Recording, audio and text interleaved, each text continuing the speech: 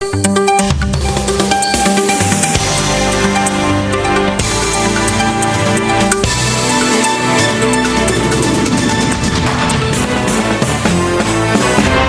TVT au cœur de l'information.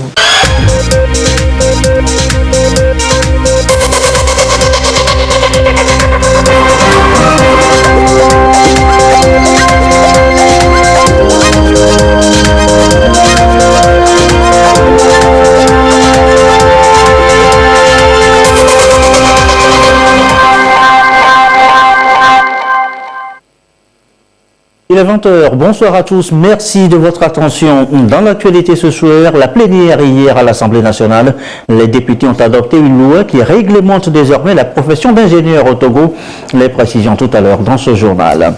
Retour ce soir encore sur cette idée d'un bac 2 unique dans la zone UEMOA, rencontrée hier du comité de pilotage sur le sujet. Des interrogations, tout de même questions-réponses dans cette édition.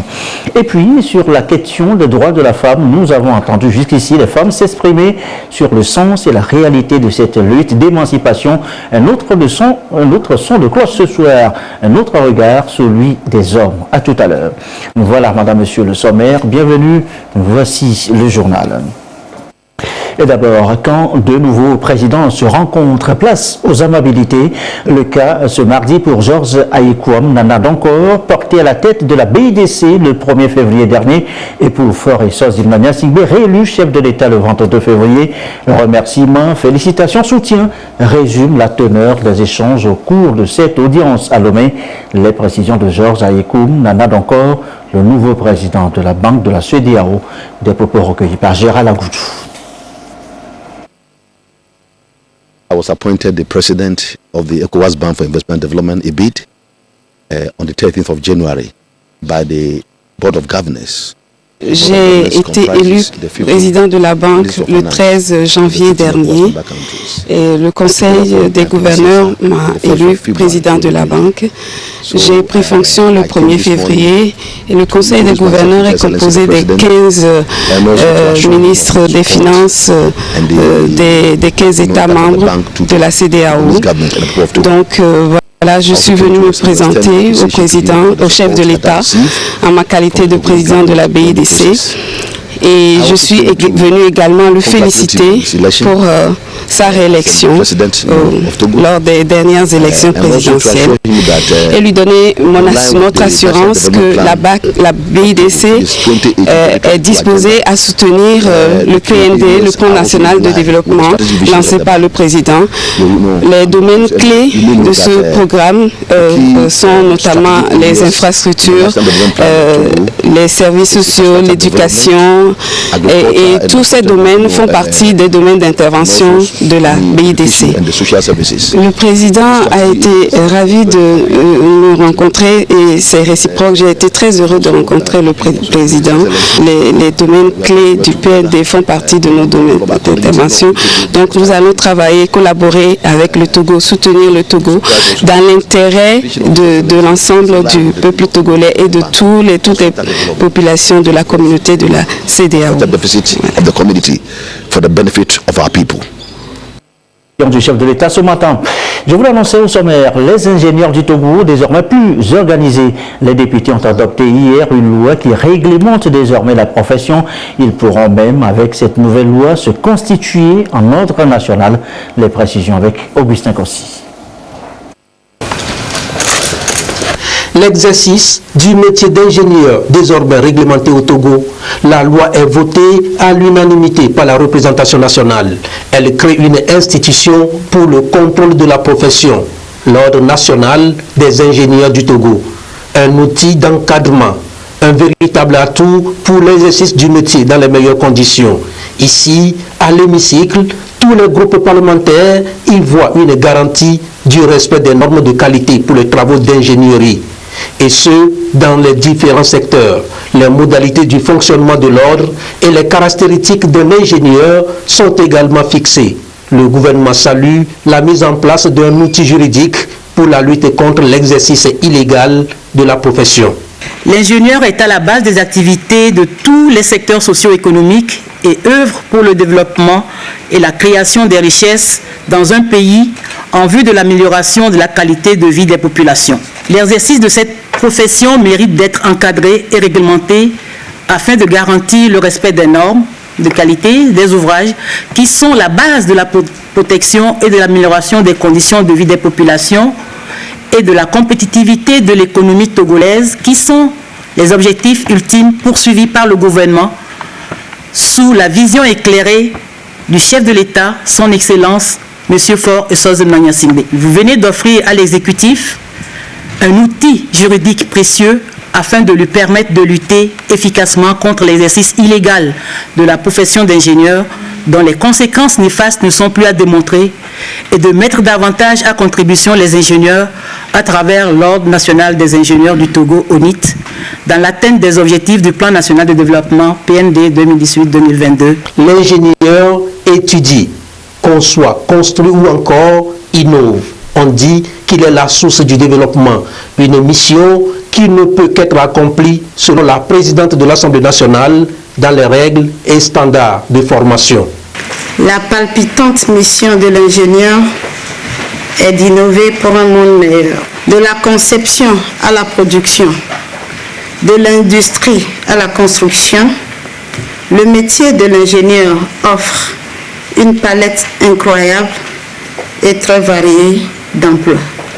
L'adoption ce jour de ce projet de loi s'intègre dans un vaste programme visant à garantir et à sécuriser la propriété de nos concitoyens. En effet, après l'adoption du code foncier et la codification du métier d'urbaniste et d'architecte, la réglementation de l'exercice de la profession d'ingénieur est un pas de plus dans l'organisation des acteurs clés du processus d'urbanisation et de modernisation de notre pays. La question du respect des normes de qualité et des principes d'inclusion et de durabilité des édifices érigés, tant au plan privé que public, remet au goût du jour la nécessité de l'obtention du permis de construire, un document normalement obligatoire à tout citoyen avant toute construction. La cohérence de ces actions initiées par le gouvernement sous la très haute impulsion du président de la République, son Excellence M. Faure Essozi-Mna Gnassingbé, a pour finalité une urbanisation coordonnée avec des constructions sûres répondant aux normes internationales. Il s'agit non seulement d'un levier important d'amélioration du climat des affaires, mais aussi d'un instrument pouvant aider le gouvernement à assainir un milieu professionnel en pleine expansion.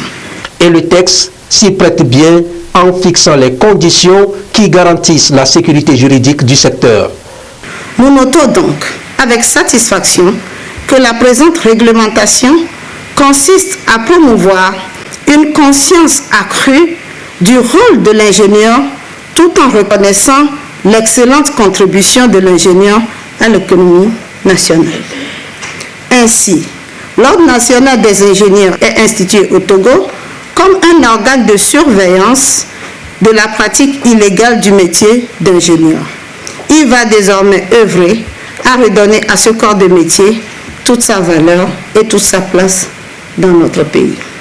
Je voudrais particulièrement que la présente réglementation ouvre une nouvelle ère aux ingénieurs du Togo. À travers ces dispositions relatives notamment aux sanctions pénales contre l'exercice illégal de la profession d'ingénieur, la présente loi se veut le cadre juridique idéal permettant d'assainir l'exercice de la profession. Dans le même ordre, il prévoit une déontologie qui sera consacrée par un décret en Conseil des ministres en vue de s'assurer du respect par l'ingénieur des standards et de l'éthique de sa profession.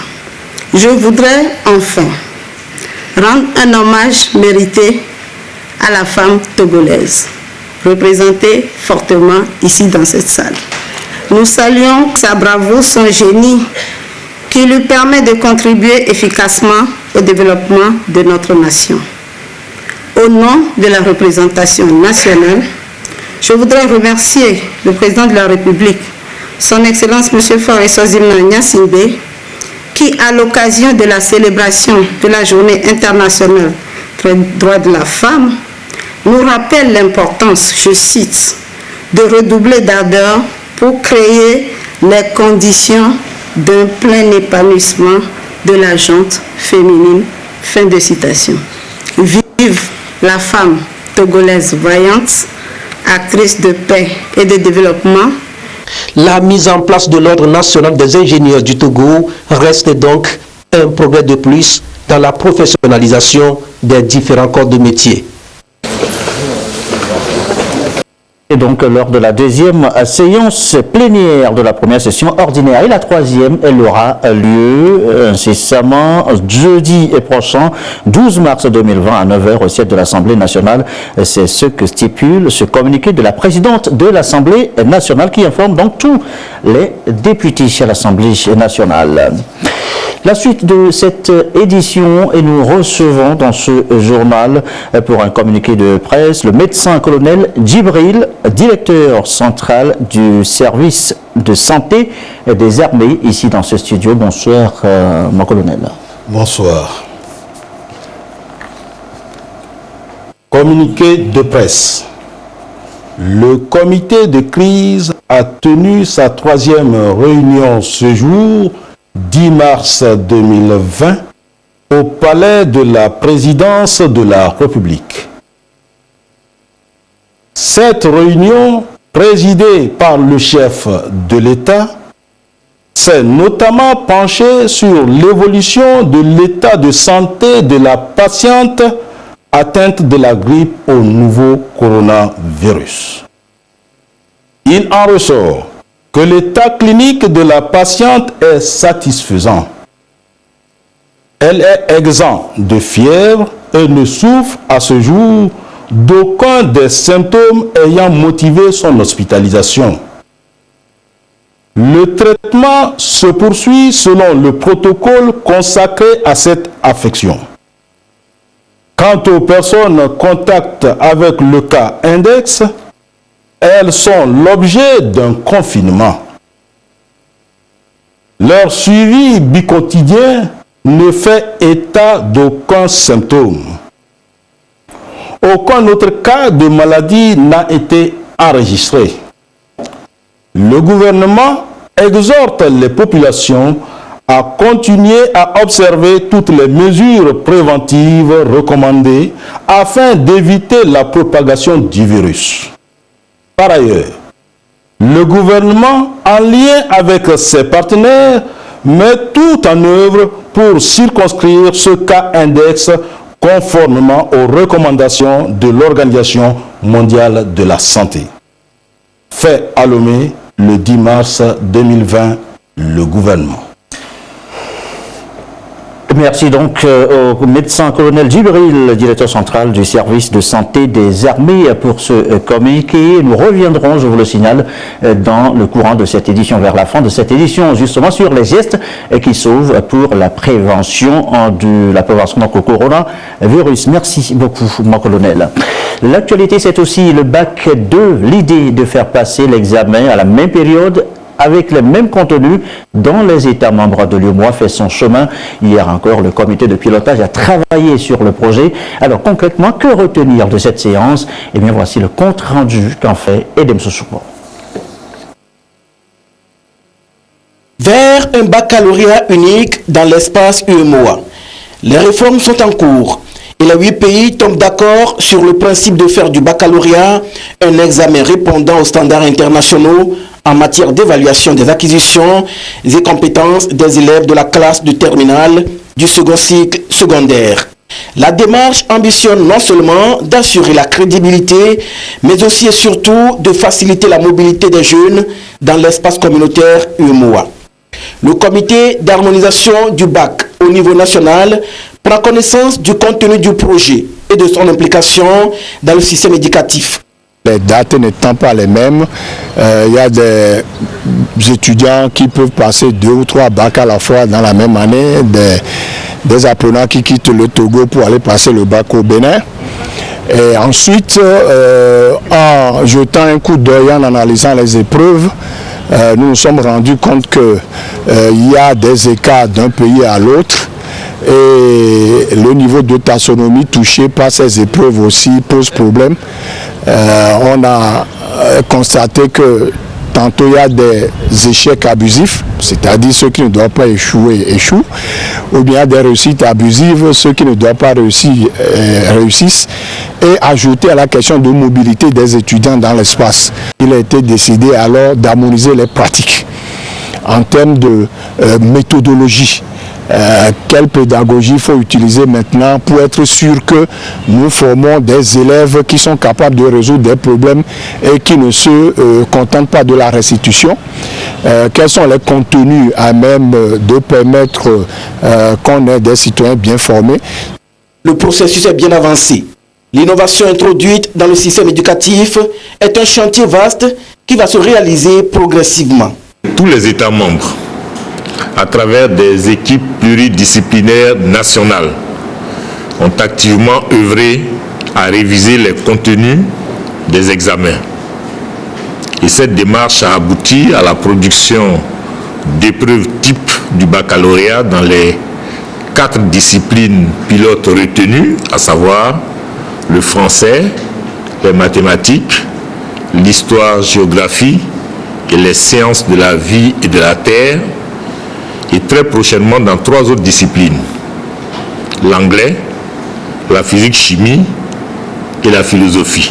La commission de l'UEMOA soutient cette démarche d'harmonisation du bac dans la dynamique d'accompagnement de la réforme LMD dans laquelle la région s'est résolument engagée.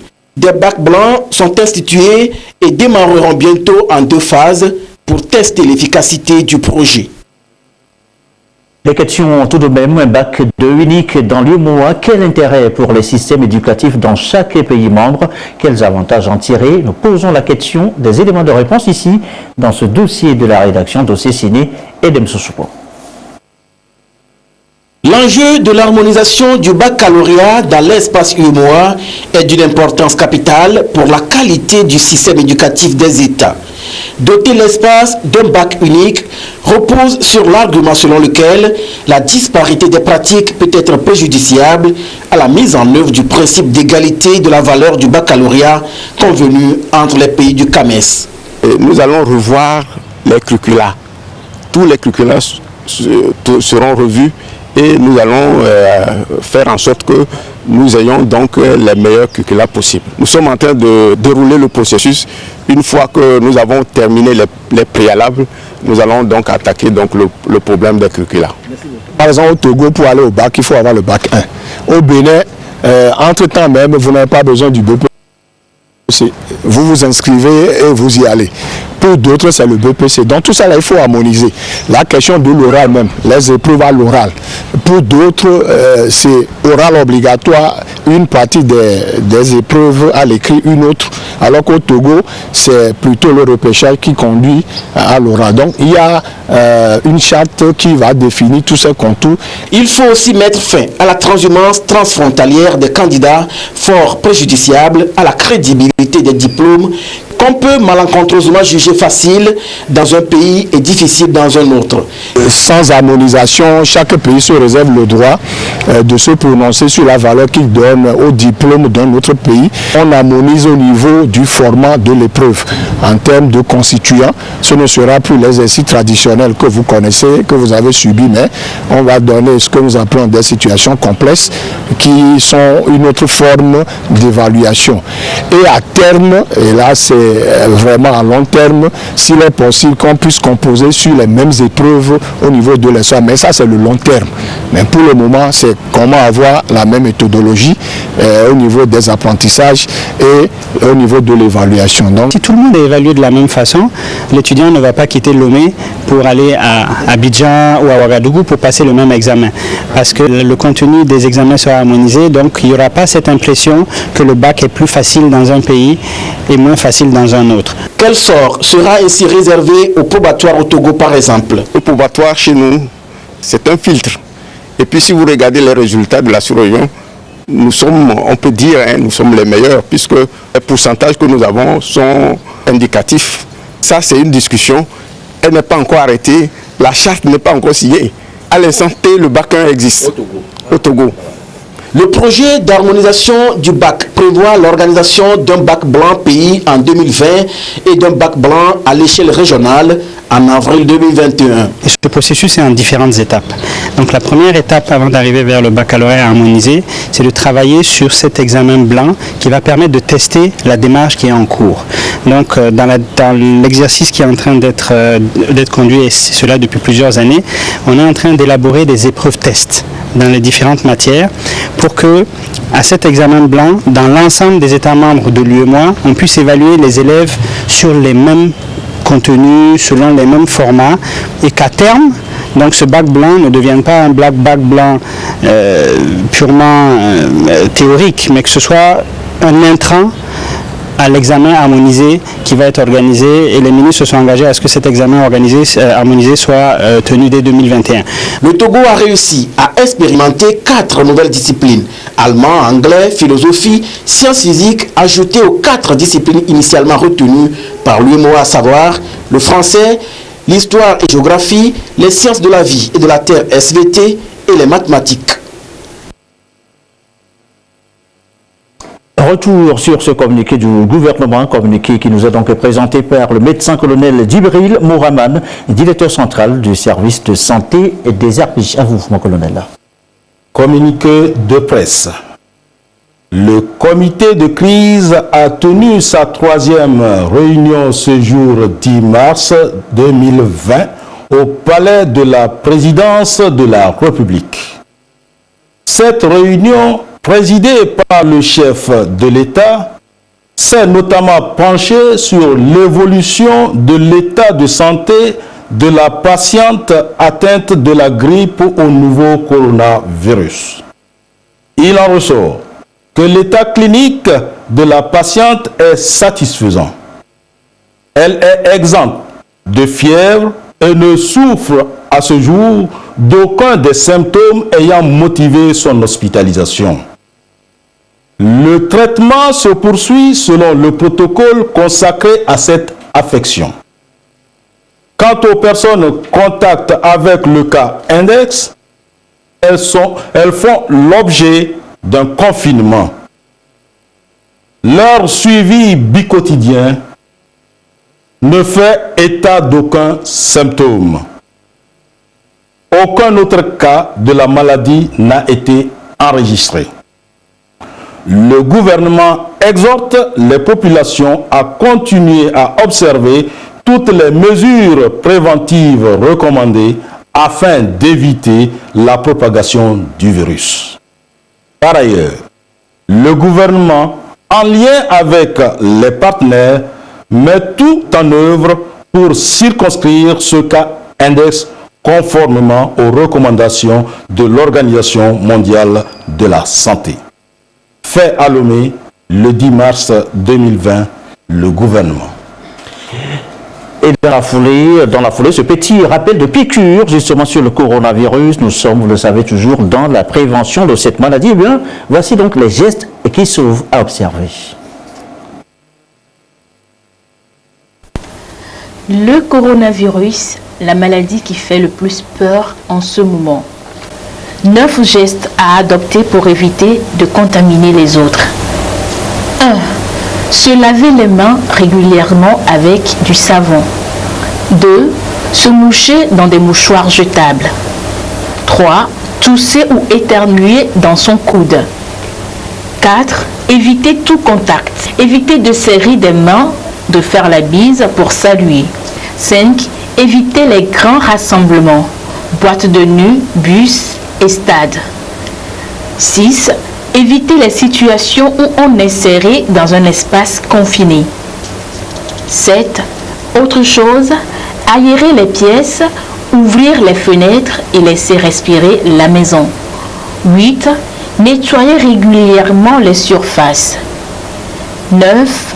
Enfin, si vous avez de la fièvre, de la toux ou des difficultés à respirer, consultez un médecin.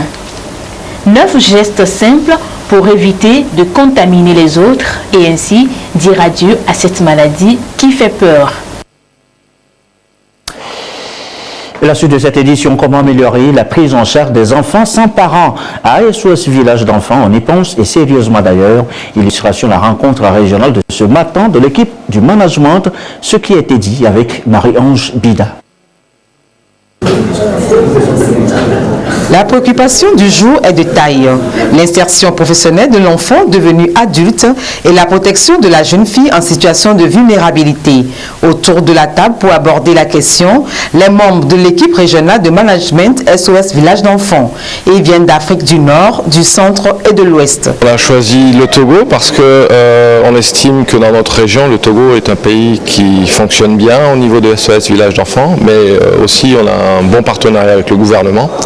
Donc c'est de discuter sur les nouvelles approches et en tout cas l'amélioration toujours de la qualité qu'on recherche pour les enfants et les jeunes qui sont dans notre prise en charge.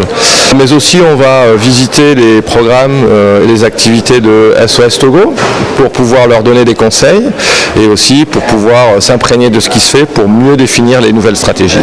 Il y a toujours des choses à améliorer. Je crois que le premier c'est une meilleure reconnaissance du rôle des mères SOS. Je crois qu'il faut aussi qu'on travaille beaucoup sur l'amélioration du cadre juridique. SOS Village d'enfants intervient dans 136 pays de par le monde, dont le Togo. Elle s'aligne sur les politiques sociales mises en place. La contribution de cette organisation, selon le ministère de l'Action sociale, est un plus à l'effort du gouvernement togolais, notamment dans la réalisation de l'axe 3 du PND relatif à l'inclusion sociale. On en parle encore et ce jusqu'à la fin du mois de mars. La journée de lutte pour les droits de la femme au ministère de la Culture, du Tourisme et des Loisirs, elles se demandent ce qu'elles peuvent bien apporter au service public et même pour le privé. Réflexion autour de la question aujourd'hui et pour quel objectif? Sonia Mendipo. Nous sommes de la génération d'égalité. Levons-nous pour les droits des femmes. Un slogan pour dire oui à l'égalité et à l'équité genre. Les femmes du ministère de la Culture, du Tourisme et des Loisirs expriment ainsi leur engagement à la promotion de leurs droits. Le 8 mars, Journée internationale de la femme, est ici célébrée en différé. À travers cette journée de réflexion, elles se proposent de jouer pleinement leur rôle dans l'atteinte des objectifs du Plan national de développement PND. Le ministère de la Culture, du Tourisme et des Loisirs emploie beaucoup de femmes. Et donc, nous avons voulu que les femmes s'approprient le PND et voir à quel niveau elles peuvent contribuer valablement à ce vaste programme pour profiter de ce qui s'offre à elles par des mécanismes. Le MIFA, par exemple, le FNFI, qui accorde des crédits aux femmes qui veulent entreprendre. Donc nous voulons sensibiliser davantage les femmes pour qu'elles prennent conscience de ce programme. Elles ont également planché sur le leadership féminin dans les administrations publiques et privées.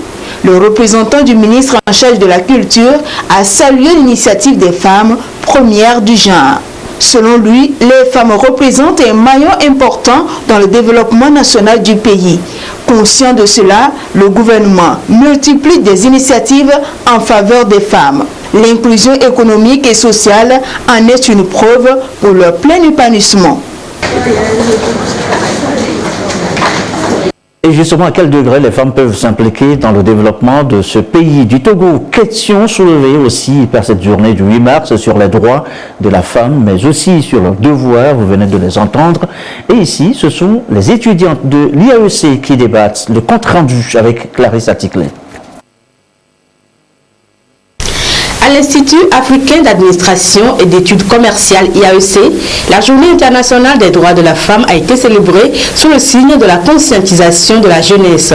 Le rôle et les responsabilités qui incombent à la femme dans la société étaient au cœur des échanges. Et c'est à l'initiative de l'Association des étudiants et stagiaires de l'IAEC.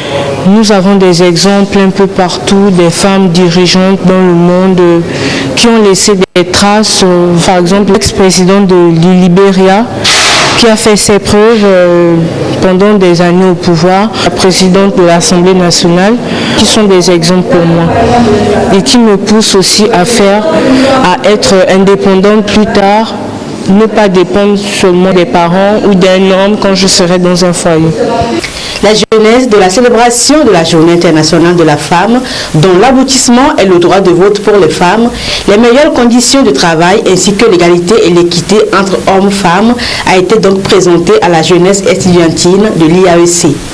Notre message principal aujourd'hui, c'est de dire à nos sœurs qu'elles sont braves, qu'elles sont compétentes, qu'elles ont un potentiel immense.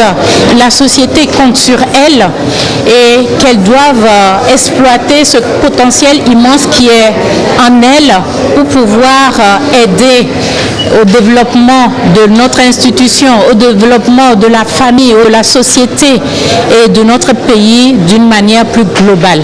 Également à l'affiche de cette célébration, 2 grandes conférences portant entre autres sur le genre et l'addiction aux substances psychoactives, le rôle de la femme dans la prévention et l'accompagnement. En tant que femme éducatrice, femme nourricière, femme conseillère, femme, je dirais, reproductrice de la vie, elles ont un rôle essentiel à jouer pour permettre à ces personnes de sortir de leur dépendance.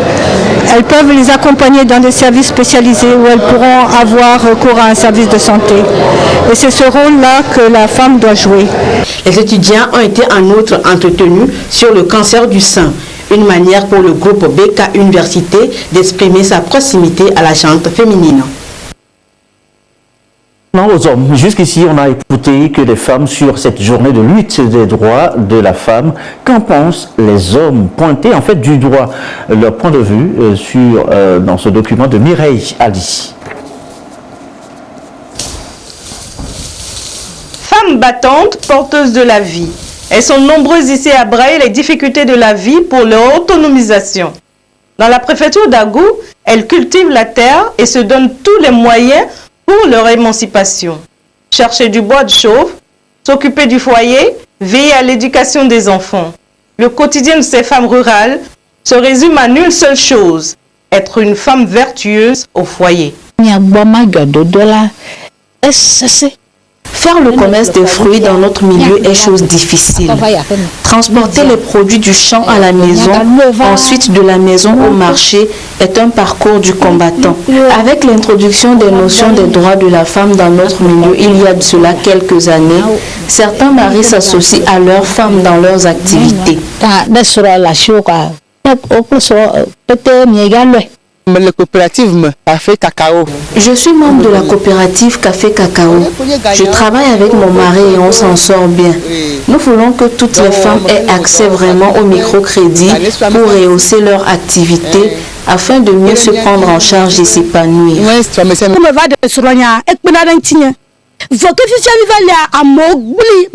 Au début, mon mari m'aidait beaucoup avec les travaux domestiques et même dans ma petite activité de vente de com.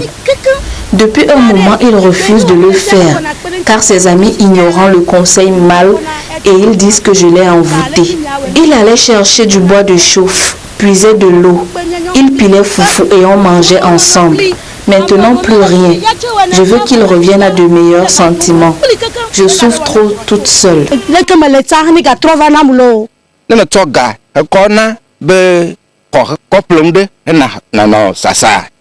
Au début, quand je remets de l'argent à ma femme pour ses activités, elle s'en allait acheter des hauts talons alors que nous vivons sur la montagne au milieu des cailloux. Au fur et à mesure, elle a pris conscience et les choses ont changé.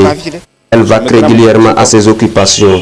Je respecte beaucoup ma femme et pour qu'elle ne croupisse pas sur le poids des travaux, chaque matin avant de partir, je fais une partie des travaux domestiques. Autrefois, les femmes vouaient à leur mari une dévotion sans pareille. Les activités génératrices de revenus restent à présent leur seul moyen de soutien à leur mari, expression de leur émancipation. Et les hommes eux-mêmes le reconnaissent. Quand une femme est autonome, c'est une bonne chose pour nous les hommes. Nos aïeux ne le voyaient pas ainsi. Maintenant, nous avons les informations à travers les médias que les femmes ont les mêmes droits que les hommes. Nous n'allons plus leur priver de leurs droits. Aujourd'hui, elles ont même accès à la terre, ce qui n'était pas possible dans le passé.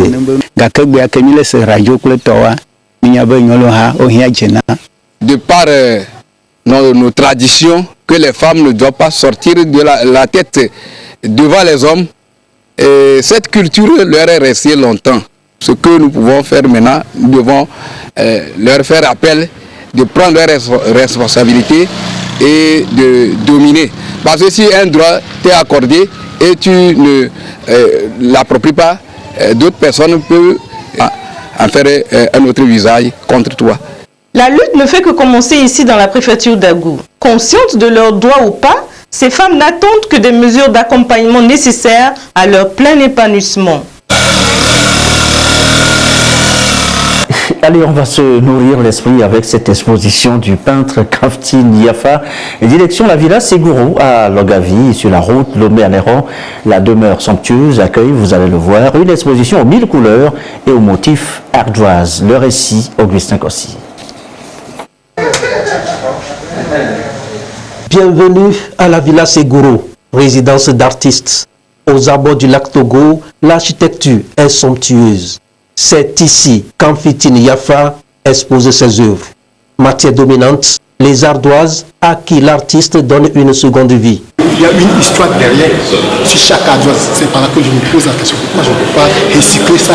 Je ne peux pas donner la vie, l'éternité de ça. C'est par là que j'ai eu l'ingénieur. Je me dis, si c'est comme ça, chaque personne a une histoire qui est derrière l'ardoise. Par un mot, un symbole, une représentation. L'artiste invite au dialogue l'âme de cette création, source d'un perpétuel questionnement. Tout ici est sens, idée réelle, cachée ou dévoilée. Ça, c'est comme, j'ai titré comme le maître, mais comme ici, il est en train de causer avec des enfants et dialoguer avec tout de ça que j'ai mis, les écolages, les matières qui sont ici, c'est comme la solidarité. Il y a le cahier qui est là. Et la table, c'est ça. C'est comme à l'école aussi. Les élèves sont absents. Non, ils sont dedans, mais il y a des petites dimensions que je le fais. C'est comme de la lecture et de la poésie aussi. Il a une touche, il a une inspiration qui va au-delà de ce que l'on apprend dans les écoles d'art. Lorsqu'on se met devant ces créations, on est tout le temps en questionnement. Est-ce que la toile nous parle? Comment la toile nous parle? Que nous dit la toile? Et donc c'est dans ces multiples questionnements qu'on s'est demandé, est-ce que cette exposition ne prendrait pas ce titre de dialogue? Impossible de passer aussi inaperçu. Le collage, autre technique de Kamphitine Yafa, de la pure abstraction qui guide tout de même le visiteur dans cet univers artistique, reflet de l'immense génie du jeune créateur.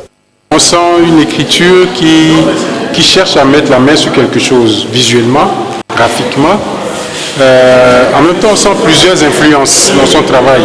L'influence des devanciers togolais qui sont revenus de la Côte d'Ivoire, plutôt intéressant, et de venir se nourrir des émotions, de venir se nourrir de l'intelligence de la création. Ce joyau architectural de l'espace vert qui est au cœur d'un village et qui accueille d'une très grande salle à d'autres pièces, des œuvres d'art, des artistes en résidence. Dialogue. Première exposition de cet autodidacte, peut-être une explication du choix de l'ardoise comme matière de base. La Villa Ségourou offre son espace et les œuvres Yafa jusqu'au 1er mai prochain. Allez, on referme ce journal. Merci à vous qui nous suivez ce soir, notamment à Pessaré dans la Bina. Et comme toujours, comme d'habitude, toujours fidèlement, très belle soirée à vous.